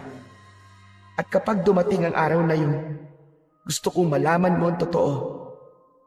Mahal na mahal kita, Delphine. Mahal na mahal kita. At higit sa lahat, mahal na mahal ko ang anak natin. Patawarin mo ko, Delphine. Patawarin mo ko. Dahan-dahang bumaba ang papel mula sa nanginginig na kamay ni Delphine. Hindi niya namalayang tumulo na pala ang kanyang luha. Walang salitang lumabas mula sa kanyang bibig. Hindi niya alam kung ano ang dapat niyang maramdaman ng sandaling yun. Ngunit isa lang ang sigurado siya, at yun ay anak nga niya si Fidel. At ito, si Arman. Muli niyang tinignan si Fidel. Tama nga ako. Ikaw nga ang aking anak. Hindi na nagdalawang isip si Fidel. Lumapit ito kay Delphine at maigpit siyang niyakap. Sa unang pagkakataon, sa napakaraming taon, naramdaman ni Delphine ang kapayapaan. Lahat ng sakit, hirap, pagtitiis at luha niya sa loob ng napakaraming taon ay parang bulang naglaho ng sandaling yun. Matapos ang napaka-emosyonal na tagpo, ay tumikim si Kapitan Rigor. Napatingin dito sina Delphine at Fidel dahil sa kasiyahan nilang mag-ama ay tila nakalimutan na nila na naroon ang kapitan ng Baryo Kalasag. Sa tingin ko, ito na ang tamang oras para magpaalam muna ako. Kailangan nyo mag-usap ng kayong dalawa lang. Masaya ako na muli kayong nagtagpong mag-ama. Maraming salamat sa iyo, Rigor. Sa lahat ng ginawa mo. Salamat sa pag-aalaga sa anak ko nang mapunta siya ulit sa Baryo Kalasag. Wala yun, Delphine. Mabuting bata naman kasi yan si Arman, ay si Fidel. Sana sa pagkakataong ito, hindi na kayo magkahiwalay pa. Pagkatapos nun, ay tuluyan ng lumabas ng kubo si Kapitan Rigor at mag-isang naglakad pababa ng bundok. Nang maiwan ang dalawa sa kubo, ay muli silang nagkatinginan. Bakas sa mukha nila ang labis na kasiyahan. Hindi pa rin talaga ako makapaniwala na buhay ka, Fidel. Kahit po ako, hindi ko po inakalang buhay pa po pala ang tatay ko. Nakakalungkot lang po na wala na po si nanay. Buhay, kumpleto tayong tatlo ngayon dito, tay. Naniniwala ko na kung nasan man ngayon ang nanay mo, ay masayang masaya siya. Yan nga din po ang iniisip ko, tay. Pero siguro, kaya po ako napunta sa Baryo Kalasag, ay gusto ng tadhana na magtagpo po tayong dalawa.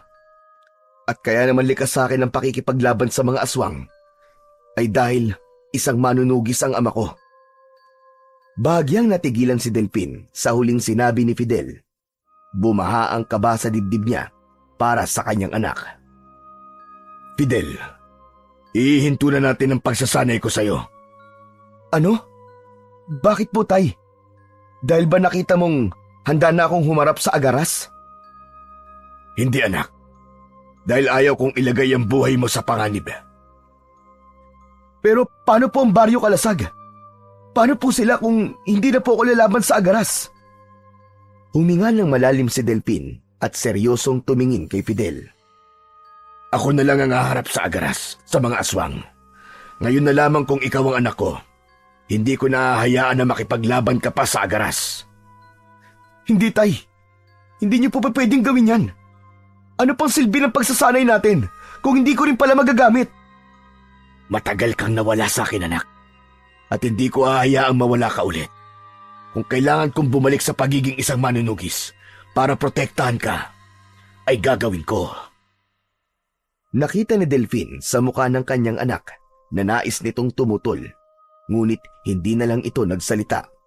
Inakala ni Delphine na sang-ayon si Fidel sa kanyang desisyon, kaya kahit paano ay nakahinga na siya ng maluwag. Nang sumunod na araw ay maagang nagising si Delphine habang ang paligid ay napapalibutan ng makapal na hamog. Tahimik siyang lumabas ng kubo, hawak ang isang itak. Ang lamig ng umaga ay bumalot sa kanyang balat habang naglalakad siya patungo sa harapan ng kanyang kubo. Huminto si Delphine sa isang may kalakihang bato na tanda kung saan niya ibinaon ang mutya ng kidlat. Inalis niya ang bato at naghukay siya sa lupa gamit ang itak. Hindi nagtagal ay tumambad sa kanya ang telang pinagbalutan niya ng mutya. Nanginginig ang mga kamay na kinuha niya yon at binuksan. Napasinghap siya nang muli niyang nasilayan ang mutya ng kidlat. Matama niya yung tinitigan. Ilang taon na rin simula nang huli niyang ginamit ang mutya. Isang bahagi ng kanyang sarili ang nagtangkang itago ito magpakailanman upang hindi na siya muling bumalik sa pagiging isang manunugis. Maya-maya pa ay naramdaman ni Delphine ang presensya ni Fidel sa kanyang likuran. Ay, yan po ba ang mutya ng kidlat na sinasabi niyo? Tama ka, anak. Ito ang mutya na kidlat. Hindi ko inakala na darating ang panahon na muli ko itong gagamitin. Tumayo si Delphine at isinabit ang mutya sa kanyang leeg. Nang dumampi yun sa kanyang balat, ay agad niyang naramdaman ang paggapang ng isang hindi maipaliwanag na enerhiya sa kanyang buong katawan. Para bang may malamig at mainit na alon ng kuryente na dumaloy sa kanyang dugo. Muling nagising ang kapangyarihang matagal nang natutulog sa loob ni Delphine. Ay, talaga bang ayaw niyo akong lumaban sa mga agaras? Hindi agad sumagot si Delphine. Nilingon niya ang anak at nakita niya ang matibay na determinasyon sa mga mata nito. Alam niyang hindi basta-basta susuko si Fidel sa pagnanais na lumaban. Ayoko ng pag-usapan ng bagay na yan, anak. Ang tanging gusto ko lang ay ang maging ligtas ka. Hindi na siya naghintay ng sagot mula kay Fidel. Tumalikod siya at naglakad papunta sa likod ng kubo. Sa likod ng bahay ay hinayaan ni Delphine na patuloy na dumaloy ang lakas ng mutya sa kanyang katawan. Ipinikit niya ang kanyang mga mata at habang hawak ang mutya ay umusal siya ng dasal upang tuluyang manumbalik ang taglay na kapangyarihan ng mutya ng kidlat. Matapos ang maghapong pagsasanay, ay huminto na si Delphine upang magluto ng hapunan nila ni Fidel. Nang dumilim na, ay dumulog na sina Delphine at Fidel sa harap ng hapagkainan. Sa kabila ng pagod, ay pilit niyang ipinakita kay Fidel na maayos ang kanyang pakiramdam. Hindi nagtagal, ay biglang bumukas ang pinto ng kubo at humahangos na pumasok si Kapitan Rigor. Bakas sa mukha nito ang pagkabahala at takot. O Rigor, anong ginagawa mo rito? May nangyari ba? Umaatake ang agaras at mga aswang sa Baryo Kalasag. Agad na tumayo si Fidel na halatang handang sumabak sa laban. Mabilis nitong kinuha ang balaraw at ang buntot ng pagi mula sa tabi ng pinto. Ngunit mabilis na inagaw yon ni Delphine. Tay! Akin na mga yan! Kailangan ko lumaban! Ngunit hindi natinag si Delphine. Maigpit niyang hinawakan ang mga sandata at hindi nagpakita ng kahit na anong intensyon na ibalik yon kay Fidel. Napatingin naman si Kapitan Rigor sa kanya at doon nito napansin ang mutya ng kidlat na nakasabit sa leeg niya. Delphine, bakit mo suot ang mutya ng kidlat? Rigor, nagdesisyon akong bumalik sa pagiging manunugis. Ako na ang haharap sa agaras. Kung ganon, dalawa kayo ni Fidel na lalaban. Hindi, Rigor. Ako lang ang lalaban. Pero tay, hindi Fidel. Hindi kita hayaang mapahamak. Hindi mo kailangan lumaban. Ako ang haharap sa agaras. Kaya ko siyang tapusin dahil hawak ko ang mutya ng kidlat. Mariin ang boses ni Delphine at puno ng otoridad, habang bakas naman sa mukha ni Fidel ang matinding pagtutol. Hindi ka aalis sa kubong ito, Fidel. Nagkakaintindihan ba tayo? Opo, Tay. Matapos yon, ay inaya na ni Delfin si Kapitan Rigor na magtungo sa Baryo Kalasag. Mabilis ang mga hakbang nila at nang malapit na sila sa paanan ng bundok ay narinig nila ang malayong sigaw mula sa baryo. Habang patuloy sa paglalakad si Delfin, ay naramdaman niya ang malakas na pagkabog sa kanyang dibdib. Pero hindi yun dahil sa takot, kundi dahil sa pananabik. 20 taon na ang nakalipas mula noong huli niyang hinarap ang mga nilalang ng dilim. Matagal niyang itinanggi sa sarili ang pagiging isang manunugis. Ngunit ngayong hawak na niyang muli ang mutya ng kidlat, alam niyang hindi na siya maaaring umatras. Muli siyang lalaban at sa gabing ito, ipapakita niya sa Agaras at sa lahat ng mga aswang na nagkamali ang mga ito ng baryong Ginambala. Pagdating ni Delfin at Kapitan Rigor sa Baryo Kalasag, ay nakita nila ang ilang kalalakihan na nahihirapang labanan ng Agaras at ang mga aswang. Tumiim ang bagang ni Delfin nang makita ang Agaras. Malaki ang katawan nun na halos doble ng pangkaraniwang tao. Maitim ang balat ng Agaras at merong malalaking sungay sa ulo na bahagyang nakakurba. Ang matulis na mga kuko nito ay parang mga patalim na handang punitin ang laman ng kahit na sino magtatangkang humadlang dito. Rigor, ako nang bahala sa Agaras. Pagtuunan niyo ng pansin ang mga pangkaraniwang aswang. Dahil ang mga aswang na nandito ay nasa ilalim ng kapangyarihan ng Agaras. Kapag napatay ko ang Agaras, sigurado akong tapos na ang laban. Wala nang sinayang na oras si Delfin. Agad niyang nilapitan ang Agaras habang tangan ang buntot ng pagi sa isang kamay at ang balaraw naman sa kabila. Nakatayo ang halimaw sa gitna ng kalsadang puno ng dugo ang katawan. Buong lakas na hinampas ni Delfin ang likod ng Agaras gamit ang buntot ng pagi. Nag-iwan yun ng malalim at maitim na marka sa balat ng halimaw. Napalingon ng Agaras at walang paligoy-ligoy na sumugod si Delfin at itinarak niya ang balaraw sa dibdib ng Agaras. Bumagsak ang Agaras sa lupa, ngunit agad din itong tumayo na parang walang nangyari rito. Mas lalo itong nagalit at mas lalong naging mabagsik. Sa isang iglap, sumugod ang Agaras gamit ang matutulis na mga kuko upang sunggaban si Delfin. Naiwasan naman yun ni Delfin, pero hindi niya naiwasan ang pangalawang pagkalmot nito na gumuhit sa kanyang braso. Napangiwi sa sakit si Delfin, ngunit hindi siya natinag. Sinubukan niyang umatake muli ng mas mabilis at pinuntirya niya ang leeg ng Agaras. Ngunit nagawang mahawakan ng Agaras ang kanyang braso at malakas siya nitong itinapon sa lupa. Pagbagsak ni Delfin ay nagmamadali siyang bumangon, ngunit bago pa siya nakapwesto ng maayos, muling sumugod ang Agaras sa kanya. Isang malakas na suntok ang tumama sa kanyang sikmura. Napaigik siya ng dahil sa sakit at nakaramdam siya ng pagkakapos sa kanyang paghinga. Sunod-sunod ang naging pag-atake ng Agaras. Kinalmot nito si Delfin sa tagiliran at balikat. Dahil doon ay bumagal ang kilos ni Delfin. Napagtanto niya na dahil sa kanyang edad ay hindi na siya gaya ng kabataan niya na mabilis at malakas pa. Hanggang sa isang malakas na suntok ang tumama sa kanyang muka. Tumilapon siyang pasadsad sa lupa. Nang makita ng Agaras na hindi na kayang lumaban pa ni Delfin, ay tumalikod na ito upang harapin ang iba pang tao na naroon. Habang nakahandusay si Delfin, ay naramdaman niya ang panghihina ng kanyang katawan. Ang bawat sugat na natamo niya mula sa matatalas na kuko ng Agaras ay nagdulot sa kanya ng matinding kirot. Hirap siyang huminga at unti-unti nang lumalabo ang kanyang paningin. Hanggang sa biglang may lumuhod sa tabi niya at mahigpit na hinawakan ang kanyang balikat.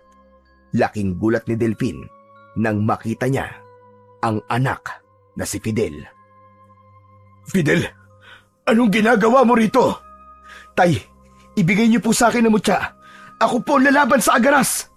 Hindi anak, hindi maaari, ayoko. Ako ang lalaban sa kanya. Kaya ko pa! Tay, wag na po matigas ang ulo nyo. Wala na po tayong oras. Hindi mo na kayang lumaban. Kapag hindi natin napatay ang Agaras ngayon, mamamatay ang lahat ng tao rito. Natigilan si Delfin sa sinabing yun ng kanyang anak na si Fidel. Mabilis siyang luminga sa paligid at nakita niya ang mga katawan ng patay na nagkalat. Mga sugatang kalalakihang pilit lumalaban sa natitirang aswang at mga babaeng umiiyak. Naikuyon ni Delfin ang kanyang mga kamay. Alam niya na tama ang kanyang anak at wala na siyang magagawa kundi hayaan itong lumaban. Mabilis niyang hinubad ang mutya ng kidlat sa kanyang leeg at inabot niya yon kay Fidel. Anak, gamitin mo yan ng tama. Kinuha ni Fidel ang mutya at isinuot sa kanyang leeg. Gumuhit bigla ang kidlat sa kalangitan at tumama yon sa katawan ni Fidel. Ngunit hindi man lang ito natinag. Napangiti si Delfin dahil alam niya na senyalis yun na tinanggap ng mutya si Fidel bilang bago nitong tagapangalaga. Inabot rin niya ang balaraw at buntot ng pagi sa anak. Anak, tapusin mo na ang halimaw na yon. Malaki ang tiwala ko sa'yo. Mabilis na tumayo si Fidel at hinarap ang Agaras. Hindi na naghintay si Fidel at mabilis nitong sinugod ang Agaras. Iniwasan nito ang malalaking kamay ng Agaras na muntik nang sumakmal sa kanya. Nakahanap si Fidel ng pagkakataon at mabilis na hinampas nito ang buntot ng pagi sa tagiliran ng aswang. Gumapang ang matinding galit sa mukha ng Agaras at sa isang iglap, naglaho ito at bigla itong lumitaw sa likuran ni Fidel habang nakataas ang matutulis nitong mga kuko. Ngunit naging mabilis naman ang paggalaw ni Fidel. Agad nitong hinawakan ang braso ng Agaras at ipinilupot ni Fidel ang buntot ng pagi sa mga braso nito. Hindi sinayang ni Fidel ang pagkakataon. Malakas nitong tinadyakan sa tiyan ang Agaras na naging dahilan para matumba ito sa lupa. Winasak ng Agaras ang buntot ng pagi na nakaikot sa mga braso nito at nagpakawala ito ng nakakakilabot na pag-angil. Hinablot ng Agaras sa leeg si Fidel at inihagis ito ng malakas. Lumipad si Fidel sa ere at bumagsak sa isang nakabaliktad na kariton. Nang tumayo si Fidel, ay ngumisi ang Agaras na parang nasisiyahan sa laban. Sumugod ang Agaras kay Fidel at dumepensa muna si Fidel. Ilang beses itong nakaiwas, ngunit ilang beses din itong nakalmot sa iba't ibang parte ng katawan. Sandaling lumayo si Fidel sa Agaras at saka ito mabilis na tumakbo, pabalik. Iniwasan ni Fidel ang mga kuko ng halimaw at buong gigil at puwersa nitong itinarak ang balaraw sa tapat ng puso ng Agaras. Bumukas ang kalangitan at mula roon ay bumagsak ang isang kidlat na sumanib sa balaraw at dumaloy sa katawan ng Agaras. Nangisay ang Agaras at kasabay ng nakakayanig nitong sigaw ay bumagsak ito sa lupa. Bahagya pang nangisay ang katawan nito bago ito tuluyang nalagutan ng hininga. Nagmamadaling lumapit si Delfin sa nakahandusay na katawan ng Agaras. Pinanood nilang dalawa ni Fidel ang dahan-dahang pagbuka ng bibig ng halimaw at mula roon ay isang itim na sisiw ang lumabas. Nanginginig ang itim na sisiw at tila naghahanap ng bagong katawan na masasapian. Mariin na tinapakan ni Fidel ang sisiw. Narinig niya ang pagkadurog ng mga buto nito at ang huli nung paghuni bago'y nadurog sa ilalim ng kanyang sapatos. Nakita nila na nagsimula ng umatras ang natitirang mga aswang. Alam ni Fidel na dahil patay na ang Agaras ay nawala na rin ang mga aswang sa ilalim ng kapangyarihan nito. Nanghihina si Delfin, ngunit may ngiti sa kanyang labi. Nang humarap siya kay Fidel, ay isang mahigpit na yakap ang ibinigay nito sa kanya. Tapos na, Tay. Tapos na. Salamat po at nagtiwala kayo sa akin. Patawarin mo ko, anak. Kaligtasan mo lamang ang iniisip ko. Naiintindihan ko naman po kayo kasi gusto niyo lang po akong protektahan. Pero ang mahalaga, patay na po ang Agaras. Tapos na po ang dilubyo sa lugar na ito. Pinagmamalaki kita, anak. Anak ka talaga ng teteng. Habang yakap ang anak, ay ramdam ni Delphin ang init ng tagumpay. Napuno ng kasiyahan ng kanyang puso nang masaksiyan niya na marami sa mga taong naroon ang naiyak sa labis na kasiyahan dahil sa wakas ay tapos na ang kaguluhan sa kanilang baryo. Matapos ang lahat ng nangyari, ay nagdesisyon na sina Delphin na bumaba ng bundok at bumalik na sa dati nilang bahay sa baryo Kalasag. Doon na siya nanirahan kasama si Fidel at ganap na niyang tinanggap na nakatakda talagang sumunod ang anak niya sa kanyang yapak bilang isang manunugis.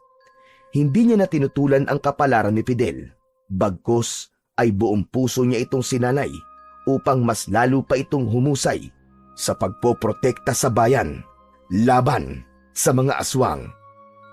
Simula rin noon ay nagbalik na ang kapayapaan sa baryo Kalasag. Nagkaroon ng masayang pagdiriwang sa baryo upang kilalanin si Delphin at ipaalam sa bagong henerasyon ang kanyang kabayanihan noon. Pinuri siya ng mga matatanda, habang hinangaan naman ng mga kabataan ang kanyang mga ginawa.